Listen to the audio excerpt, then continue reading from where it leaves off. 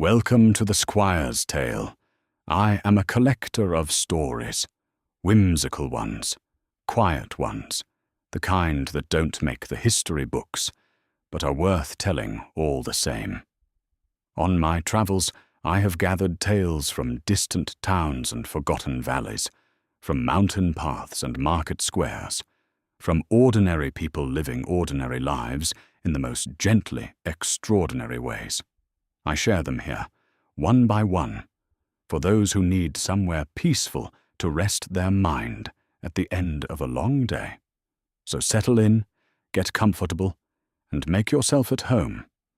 I'm glad you found my calm little corner of the world to rest. Tonight I bring you a tale of a most unhurried sky captain named Fenwick Mosswick, who sails a small wooden airship through quiet autumn skies, trading wool and cheese and mushrooms between sleepy little towns. Nothing dramatic happens. That's rather the point. Get comfortable, close your eyes, and if you enjoy the stories I bring you, a like and subscribe helps me collect more of them. Now then, let's begin.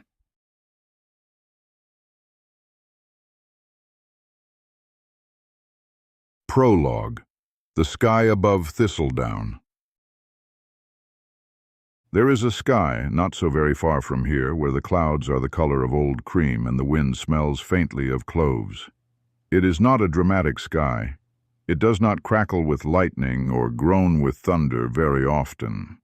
Mostly it just drifts, slow and soft, the way a wool blanket settles when you pull it over your shoulders at the end of a long day.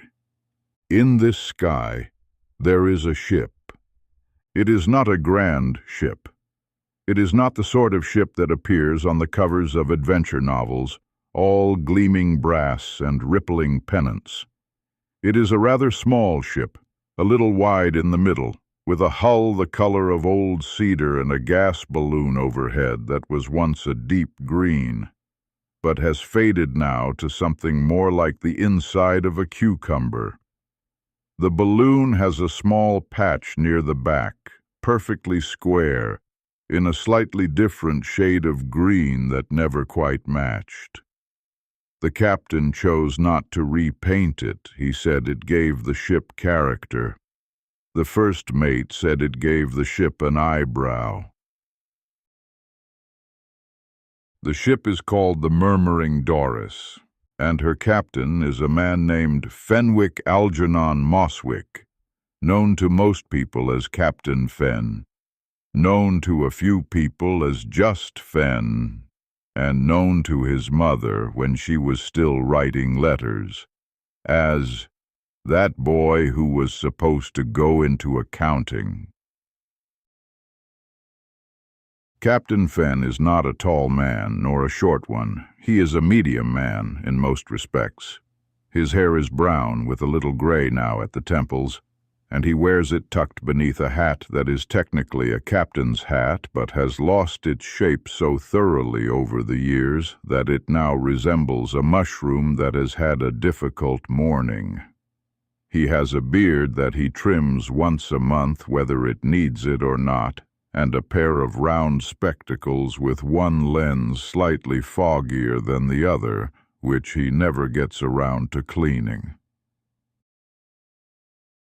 He has been sailing the skies in the Murmuring Doris for 11 years. In that time, he has never once stumbled upon buried treasure, been attacked by sky pirates, discovered a hidden kingdom in the clouds, or had any sort of adventure that would be worth making into a film.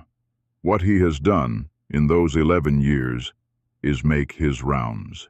He has flown from town to town, from village to village, trading this for that and that for this, keeping careful ledgers in a small brown notebook, and going to bed each night at a sensible hour.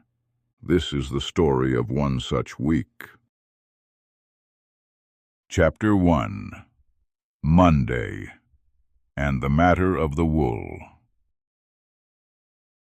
The Murmuring Doris set off from the cloud port of Thistledown on a Monday morning, which is not the most romantic day of the week to begin anything, but Captain Fenn had always felt that Mondays were underappreciated. They were quiet days.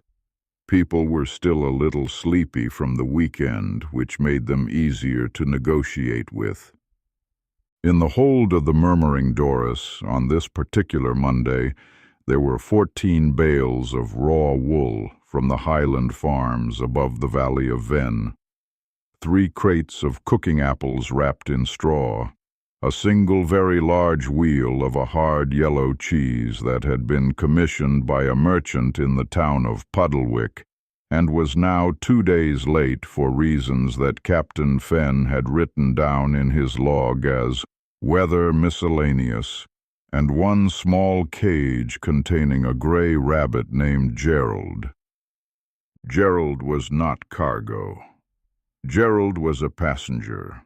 He belonged to a girl named Maisie Tuck, who had pressed the cage into the captain's hands at the Thistledown dock with enormous seriousness and explained that Gerald needed to be taken to her grandmother's house in Puddlewick because Gerald had eaten most of her grandmother's radishes during the summer visit and now owed a debt of good company to make up for it.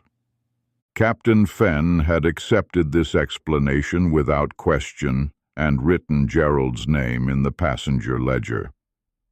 The first mate of the Murmuring Doris was a woman named Berta Oakes, who was somewhere in her 50s and wore her silver hair in a long braid that she tucked into her belt when she was working. She had been with the ship for 6 years and had strong opinions about rope maintenance, cloud reading, and whether eggs should be cooked from a cold pan or a hot one. The egg question had been the subject of at least a dozen conversations over the years, and neither of them had budged an inch. "Wind from the west," Berta said that Monday morning, consulting the little brass weather gauge she kept clipped to her belt beside her braid. "Moderate. We should make Grey Hollow by afternoon if we don't dawdle." "We never dawdle," said Captain Fenn. "We dawdled 40 minutes last Thursday because you wanted to look at that unusual cloud formation. That was professional interest. Clouds are navigational information. It looked like a hedgehog." "It looked like a very significant meteorological event that happened to resemble a hedgehog," said the captain and went to check on Gerald. Gerald was sitting in his cage with the expression of a creature who has seen a great deal of the world and found it largely unremarkable. Captain Fenn gave him a bit of carrot from the kitchen stores, which Gerald accepted without enthusiasm. "You and I," said Captain Fenn, "are going to get along well." Gerald blinked once and began to wash his ear. The morning passed as mornings on the Murmuring Doris often did, gently. The sky was pale blue with long horizontal clouds near the horizon, and the sun climbed slowly and without drama. The captain made 2 cups of tea, kept one for himself, and left one on the chart table for Berta, and sat in the small wheelhouse going over his notes for the Grey Hollow stop. Grey Hollow needed the wool. They always needed wool in Grey Hollow because Grey Hollow sat at the foot of the Thresh Mountains, where the wind came down cold and sideways from October through April, and the people of Grey Hollow were great believers in thick jumpers. In exchange, they would have ready for him 2 barrels of salted mushrooms, 1 bolt of sturdy canvas that he'd ordered for a repair on the mainsail, and whatever the market had to offer that he might reasonably trade elsewhere. He had found over the years that the most useful thing to carry was not gold or spices or silks, but simply things that people needed and couldn't easily get themselves. wool from the highlands, apples from the valley orchards, cheese from the dairy cooperatives, mushrooms from the cold cellar towns. Everyone needed these things, and nobody could get them without someone going to the trouble of carrying them, and Captain Fen did not mind the trouble. He was, at heart, a man who found satisfaction in logistics. Grey Hollow came into view at 2:30 in the afternoon. It was a grey town, as the name suggested, built of grey stone on a grey hillside, with grey slate roofs and grey chimney smoke rising into what was today a very cooperative grey sky. But it was a warm grey, if that can be believed, the grey of hearthstones and old wool and the undersides of good sensible clouds, and Captain Fen always felt comfortable there. He brought the Murmuring Doris down to the sky dock, which was a wooden platform built out from the cliff face above the town square, and tied up with the practiced ease of a man who is tied up in 100 similar places. A boy came running along the dock to take the bow line. "Captain Mosswick, we've got your mushrooms." "Excellent," said the captain. "And the canvas?" "Mr. Hendry says it'll be ready by 4. "Then we have time for tea," said Captain Fen, and meant it as the most satisfying sentence in the language. Chapter 2. The Market at Grey Hollow and a Small Negotiation. The market at Grey Hollow was not large. It occupied the town square and perhaps a little of the street leading into it, and on most days it consisted of a dozen or so stalls selling the things that mountain-foot towns sell: root vegetables, dried herbs, handmade tools, smoked meats, and in the corner stall nearest the fountain a woman named Hilda Vance, who sold nothing but different kinds of pickle. Captain Fen was fond of Hilda Vance's pickles. He bought a jar of pickled beetroot and a jar of pickled green tomatoes, tucked them under his arm, and walked around the market with the comfortable aimlessness of a man who has no urgent business, but is keeping an eye out for anything interesting. He found 2 interesting things. The first was a man selling small iron trivets in the shape of owls, which he thought might do well in the decorative goods shops of Puddlewick. He bought 6 of them for a reasonable price and felt satisfied. The second was a woman sitting on a crate at the edge of the market, looking glum, with a large quantity of dried lavender spread out on a cloth in front of her, and not a single customer. "How much for the lavender?" asked Captain Fen. The woman looked up. She had a weather-beaten face and the expression of someone who had been optimistic earlier in the day and was revising her position. "2 silvers for the lot," she said. "I've been here since 7 this morning, and nobody in Grey Hollow wants lavender, apparently." "Grey Hollow people aren't big on lavender," Captain Fen agreed thoughtfully. "It's a practical town, but Millhaven likes it. They make sachets for the linen trade." "I don't know anyone in Millhaven." "I'm going to Millhaven Thursday," said Captain Fen. "I'll take it and sell it on commission. You get 80% of whatever I get for it." The woman looked at him with the slightly suspicious expression that people give to unexpected generosity. "That's quite fair," she said. "I know," said Captain Fen pleasantly. "I prefer fair deals. They take less energy." He helped her pack the lavender into paper parcels, which they tied with string and stacked near the dock, and then he went to have his tea. Tea in Grey Hollow was taken at a small establishment called Dempsey's, which had 4 tables, a large fireplace, and a proprietor named Oswald, who made a particularly good scone. Captain Fenn had a scone with butter and a pot of strong tea, and read the Grey Hollow Weekly Bulletin, which contained news of a council meeting about the drainage on Fell Street, an announcement about the autumn jumper fair, and a letter to the editor complaining about geese in the fountain. He read all of it with equal attention, and found it all satisfying in the same quiet way he found the mushroom barrels and the canvas and the owl-shaped trivets satisfying. Everything in its place, everything moving where it needed to go. By 4 o'clock, the canvas was ready, the wool had been unloaded, the mushrooms and the canvas and the lavender and the trivets were all in the hold, and Gerald had been given another small piece of carrot. Captain Fenn wrote everything in his ledger with a neat hand, signed the receipt that Mr. Hendry, the canvas seller, required, and at 4:30 the Murmuring Doris lifted away from the Grey Hollow dock with the easy grace of a creature that has done this particular thing many times and sees no reason to rush.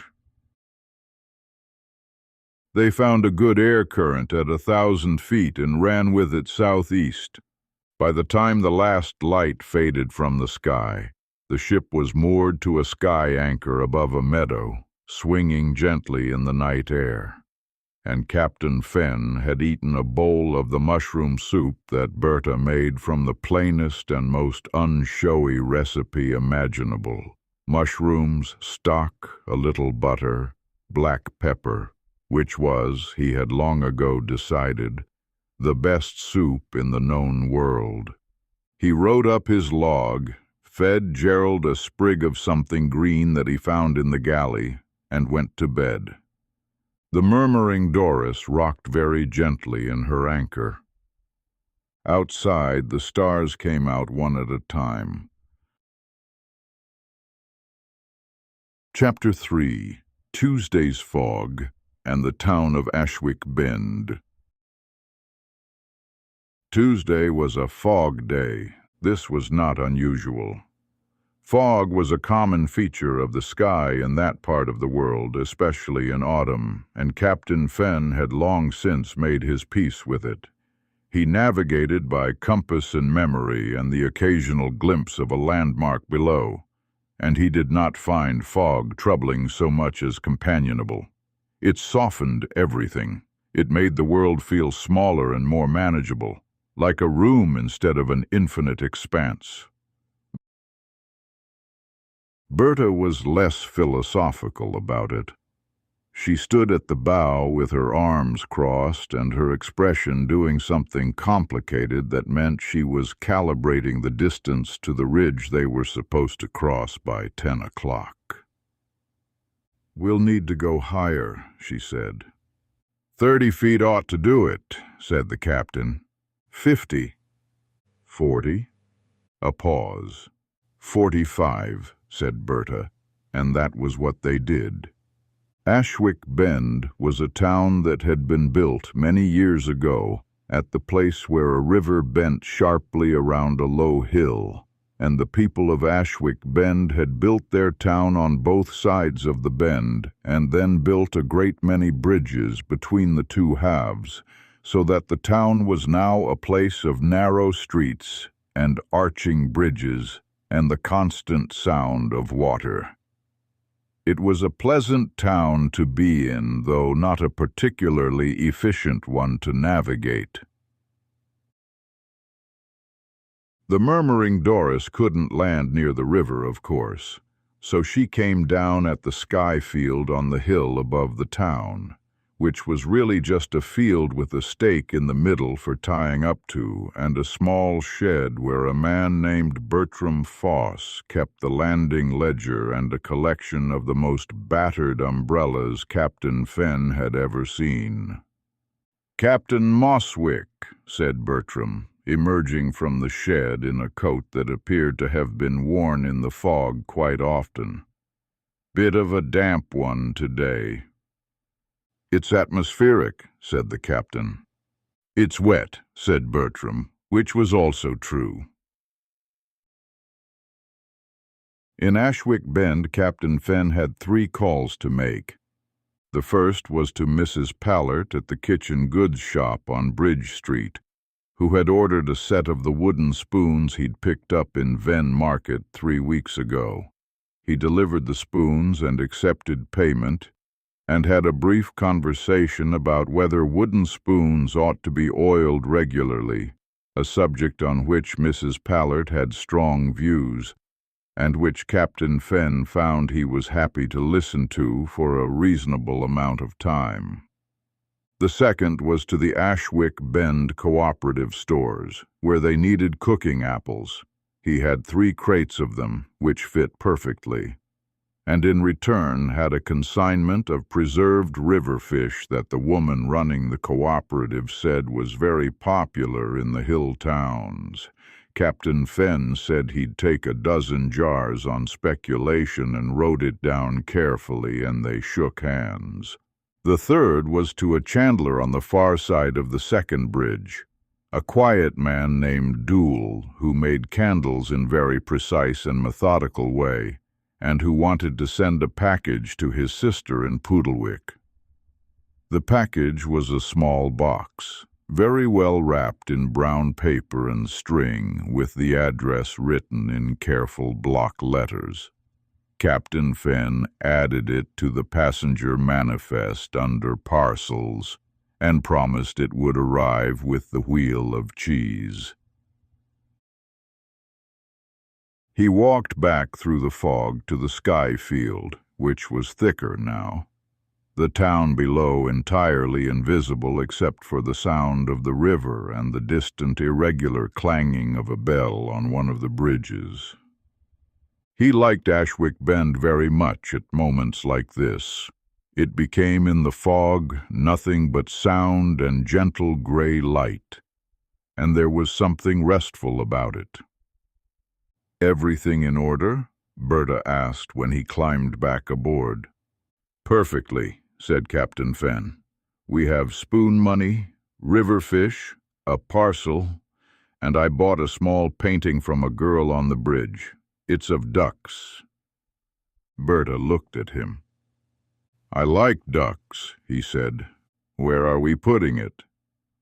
"Chart table, I thought." "There's no room on the chart table." "Then above the chart table."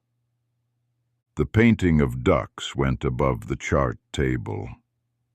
It showed 3 ducks on a river with expressions of tremendous self-possession, and Captain Fenn glanced at it affectionately whenever he was working out a route.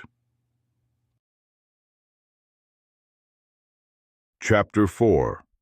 Wednesday and the long, slow afternoon. Above the valley. Wednesday was a transit day. This meant there were no scheduled stops, no deliveries, no markets, no conversations about spoons or drainage or geese and fountains. Wednesday was simply flying, crossing the long open farmland of the lower valley from Ashwick Bend in the northwest to Puddlewick in the southeast. A journey of about 8 hours at comfortable speed. Captain Fenn loved transit days. He loved them with the particular love of a man who spends most of his life doing small tasks and occasional negotiations, for whom an entire uninterrupted day of simply moving through space was something close to luxury. There was nothing to decide on a transit day except minor adjustments to altitude and the occasional course correction for weather. Everything else took care of itself. He spent the morning reading. He was making his way slowly through a very long and detailed book about the history of cloud formation, which was not exactly a page-turner, but which he found deeply satisfying. the way a very even and steady rain is satisfying. He read about cumulus and cumulonimbus, about orographic lift and fog inversions, about the particular clouds that form over warm ocean currents and look like long white brush strokes, and he felt, as he often did when reading this kind of book, that the world was a much more carefully arranged place than it usually appeared. Berta spent the morning doing rope work.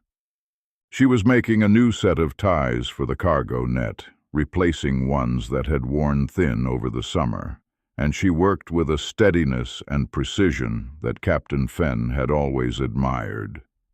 He'd tried to learn to splice rope once, early in his captaining career, and had produced something that he charitably described as artistic. Berta had taken one look at it and quietly redone the whole thing without comment. Gerald the rabbit also had a quiet morning. He had been let out of his cage for exercise, as he was on all mornings, and had hopped around the hold in a thoughtful way, sniffing various bales and boxes without committing to any strong opinions about them, and then returned to his cage and settled down.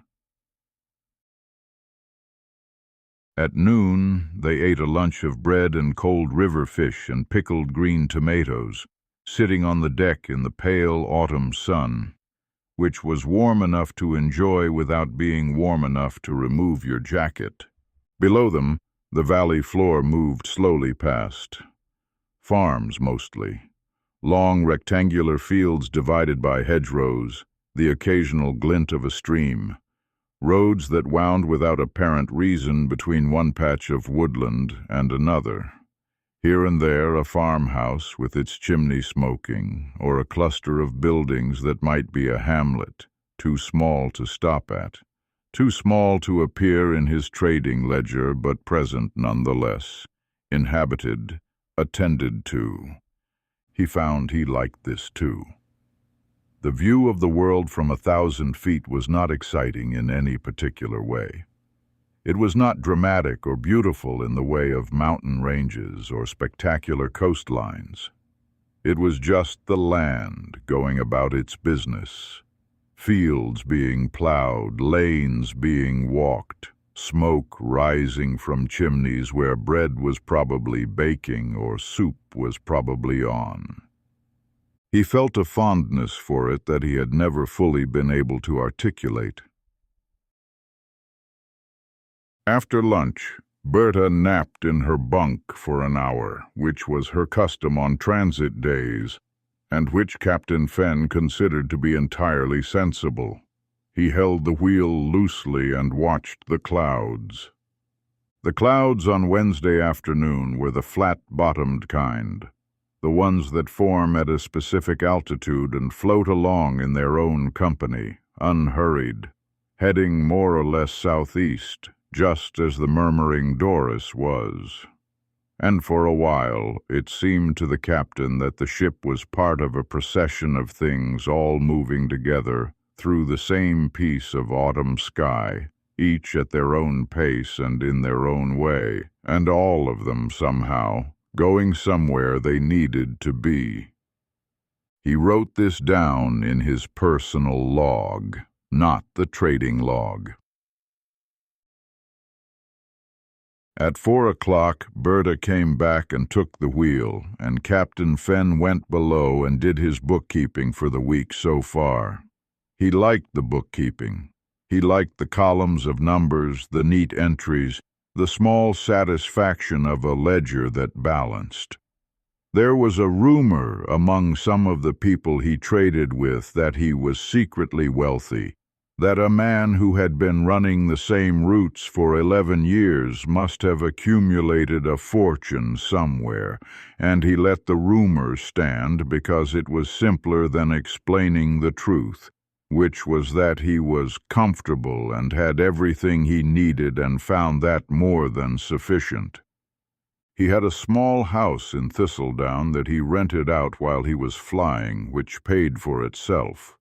He had the ship, which was paid for, had been paid for 3 years ago when the last of the loan was settled, and he had opened a bottle of decent wine to mark the occasion.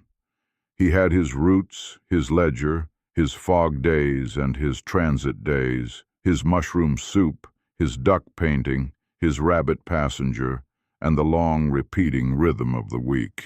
It seemed to him, doing his sums at the chart table with Gerald napping in his cage and Berta's footsteps slow and steady on the deck above, that this was not a bad life at all.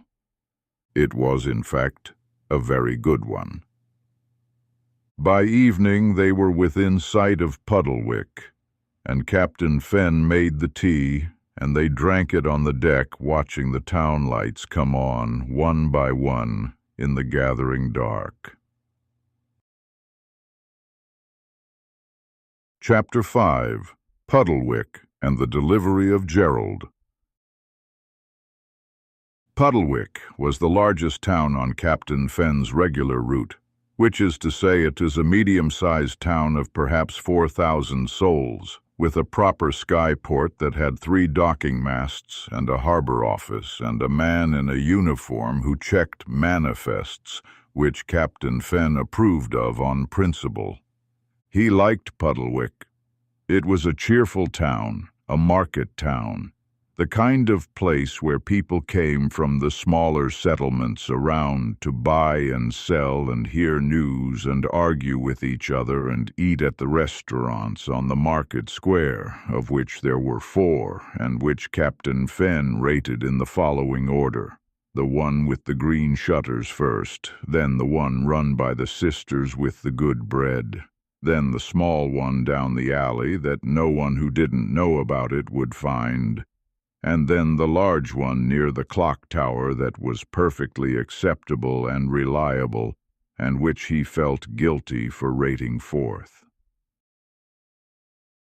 On Thursday morning he delivered the wheel of cheese to the merchant who had commissioned it, who received it with an expression suggesting he had not entirely forgiven the lateness, but was mollified by the quality of the cheese.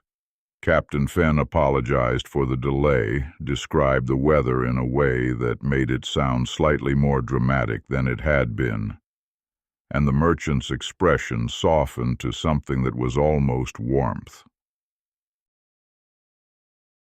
He delivered Dole the chandler's parcel to the address on the front, a small house near the tanner's district, and a woman who appeared to be Dole's sister opened the door and looked at the package with such pleasure that Captain Fen felt briefly very good about his work. He sold the owl trivets to a shop called Curios and Such in the Market Arcade for somewhat more than he had hoped, which he put down to the fact that the shop owner was in a good mood and the trivets were genuinely rather nice. He sold the dried lavender to the linen cooperative on behalf of the woman at the Grey Hollow Market for 3 silvers a bundle, which he calculated out to a very satisfactory return, and wrote the woman a note that would be delivered back to Grey Hollow on the northbound freight boat that ran Sundays, and then he delivered Gerald. The grandmother lived on a quiet street near the old mill, in a house with a great deal of garden and a gate that needed a particular lift to open, which the boy from the harbor who was carrying Gerald's cage knew about instinctively in the way that children know such things. The grandmother herself was a small round woman with a white apron and an expression of complete unsurprise at seeing a rabbit arrive by skyship. "Ah," she said, "Gerald." Gerald regarded her from his cage. "We had a bit of trouble with the radishes," the grandmother explained to Captain Fen. "So I was told," he said. "He's forgiven, of course. He always is." She opened the cage, and Gerald hopped out, and immediately began investigating the garden with the purposeful air of a creature who remembered being here before and was checking whether anything important had changed. The grandmother offered tea, which Captain Fen accepted.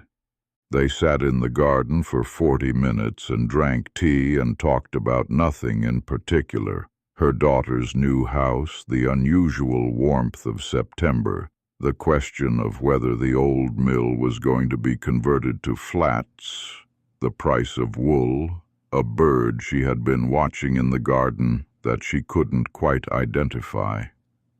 Gerald moved through the garden borders methodically.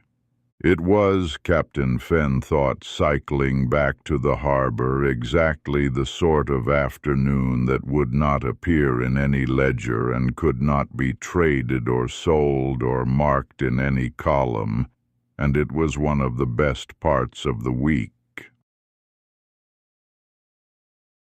Chapter 6. Friday and the Millhaven Lavender Account. Captain Fen had mentioned Millhaven to the lavender woman in Grey Hollow, and to Millhaven he duly went on Friday morning, leaving Puddlewick's docking masts at 8:30, with a hold containing 2 barrels of salted mushrooms for a restaurant in Millhaven, a consignment of Puddlewick's famous biscuits for the grocery cooperative there, a box of ironmongery items for a hardware merchant, a bolt of Grey Hollow canvas that the captain had been asked to forward, and 1 jar of Hilda Vance's pickled beetroot for his own personal consumption. Millhaven was a linen town. It sat in a broad, flat valley where the light was good, and the people who lived there had been weaving linen for longer than anyone could easily remember, and the town smelled faintly of sizing and the particular clean, dusty smell of dry cloth. The sky dock there was a modest platform on the edge of the main textile district, and it was always busy with small cargo ships coming and going with bolts of cloth. The linen cooperative that bought the lavender was run by a man called Thomas Birch, who was exactly the kind of buyer Captain Fen liked. Efficient, honest, clear about what he wanted and what he would pay for it. They completed the whole transaction in under 10 minutes, which left Captain Fen free to wander the cloth market with his hands in his pockets and looking at things. The cloth market in Millhaven was one of the great underappreciated pleasures of his route. He wasn't in the cloth trade, didn't buy cloth in large quantities, had no particular expertise in thread counts or weave grades, but he liked to look at the bolts of fabric laid out in their stalls, the whites and creams and grays, and occasionally a dyed piece in blue or sage or a soft ochre. He liked the textures of them, the weight. He had once, memorably, bought 1/2 yard of a very pale blue linen because it reminded him of the sky on a specific kind of morning, and he had it still, folded in a drawer in his cabin aboard the Murmuring Doris, not being used for anything in particular. He bought nothing at the cloth market this Friday. He did buy a very good meat pie from a cart near the cooperative building, which he ate standing up in the pale autumn sun, looking at the flat valley and the long horizontal lines of the weaving sheds and the slow movement of the cloth-loaded carts on the road, and feeling the sort of contentment that doesn't announce itself but simply settles, like the fog, like the good air current, like the ship finding her altitude and running with the wind. "Good pie," said Berta when he returned. "Excellent pie." "Better than the one from last month?" "Different," said Captain Fen carefully. "The last one had more pepper." "And?" "This one had better pastry." Berta considered this. "I'll try it next visit," she said, which was as close to enthusiasm as she typically got about things other than rope work. and Captain Fenn felt this was an appropriate response. Chapter 7. Saturday, the Slow Way Home. There is a particular quality to Saturday when you have been traveling since Monday. Everything feels slightly more settled, more earned. The sky looks the same sky it was on Monday morning, but you have accumulated a week of it, and that makes a difference somehow. Captain Fenn took the long way back to Thistledown on Saturday. He didn't need to. The direct route was perfectly adequate and would have gotten them back before noon. But the long way went around the eastern edge of the Thresh Mountains and then came down the back valley, the one that nobody used much because it was out of the way, and the back valley in October had the most excellent colors. The birches and rowans and the occasional ornamental maple planted by someone long ago in a farmhouse garden, all of them doing their autumn business of turning red and gold and that particular transparent yellow that looks, at the right time of afternoon, as though the light is coming from inside the leaves rather than from outside. He had no cargo reason to go the long way. It was purely personal. He entered it in the log anyway, under navigation, as scenic route, light winds, which was true and covered it adequately. They flew slowly down the back valley with no particular urgency. Berta, who had been with him long enough to understand the Saturday feeling, put on the kettle without being asked and made a sort of flat bread she did on Saturdays, fried in a dry pan that was excellent with butter and the last of the pickled beetroot.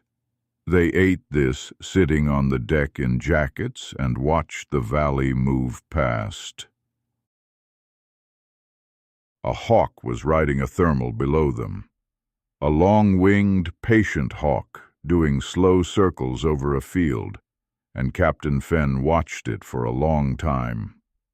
He liked the way hawks navigated thermals, the complete economy of it, the way they gave the air just exactly as much effort as it required and no more. He thought, not for the first time, that this was good advice for most things. They passed over a small village where someone was burning leaves in a garden, and the smell drifted up, that sweetly melancholy smell of autumn fires that is one of the definitive smells of the season. And Captain Fenn breathed it in and felt that uncomplicated, slightly bittersweet feeling that the smell of burning leaves always produces in him and probably always will. "What do you think Gerald's doing now?" Berta asked. "Investigating the grandmother's garden," said Captain Fenn. "Systematically. Probably has a route. Definitely has a route. He had a very methodical air about him. Good rabbit." "Good rabbit," the captain agreed. They were quiet after that. The back valley ran on, copper and gold below them, the mountains on the left catching the afternoon light and going a deep blue-purple in their shadows. The kettle was empty. The flat bread was gone. Berta had gone back to her rope work, sitting in the stern with the easy concentration of someone doing something they know how to do. Captain Fenn held the wheel lightly and watched the back valley end and the familiar country around Thistledown begin, the fields that he recognized, the bend of the road that meant 20 minutes to home. Epilogue, Sunday in Thistledown.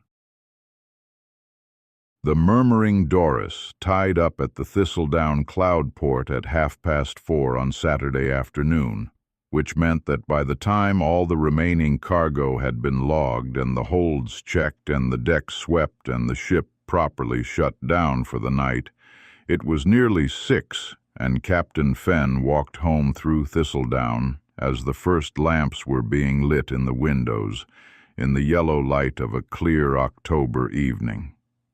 Sunday was his day off. He slept late in the way that is only possible after a week of sensible early rising. He made himself a proper breakfast, the kind with eggs and toast and something grilled, and ate it at his kitchen table with the newspaper and the morning light coming through the window that faced east, which he had always liked because it meant the sun came in the morning when he was there, rather than in the evening when he was usually not. In the afternoon he went to the market, not to trade, just to walk around. He bought a handful of late-season tomatoes and some herbs and a piece of pork from the butcher he preferred, and he spent the afternoon making a stew that took 3 hours and filled the small house with the right kind of smell. And he read more of his cloud book, and he wrote a few letters, and he oiled the hinges on the back door that had been sticking. He fed the cat who lived next door and who considered his doorstep a reasonable extension of her territory, and she sat beside him for a while in a companionable way, and then departed without ceremony, which is the cat's prerogative. After dinner, he opened his trading ledger for the week and looked over it. The numbers were good, not spectacular, nothing to write about, but solid. The wool delivered, the cheese delivered, the parcels delivered, the lavender sold, the mushrooms traded, the canvas forwarded, Gerald conveyed safely to his destination.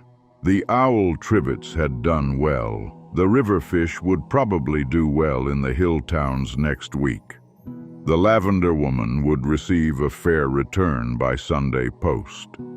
Everything more or less in its right place. He closed the ledger, he closed the cloud book, he washed his cup.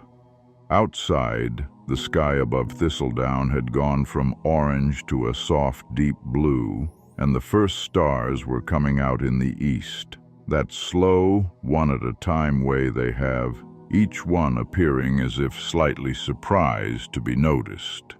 The air through the window was cold now, the good cold of a clear autumn night, and he could hear nothing from the street except the very distant sound of someone's dog, and then nothing at all. He thought about the week, the Grey Hollow dock and the mushroom soup, the fog above Ashwick Bend and the sound of the bridges, the hawk turning on its thermal, the grandmother's garden, the pale blue linen in his drawer that didn't need to be anything, the back valley in October, all that copper and gold. He thought about next week, which would be very similar. Grey Hollow, Ashwick Bend, Puddlewick, Millhaven, home, the familiar circle, the wool and the apples and the mushrooms and the canvas and whatever turned up that someone needed and someone else could provide. He thought about the sky in the morning, pale blue and slow, carrying the Murmuring Doris on her steady way. He turned off the lamp. The house settled around him. Outside, more stars came out one at a time. Captain Fen slept. And the sky above Thistledown, old and wide and perfectly ordinary, went on being the sky.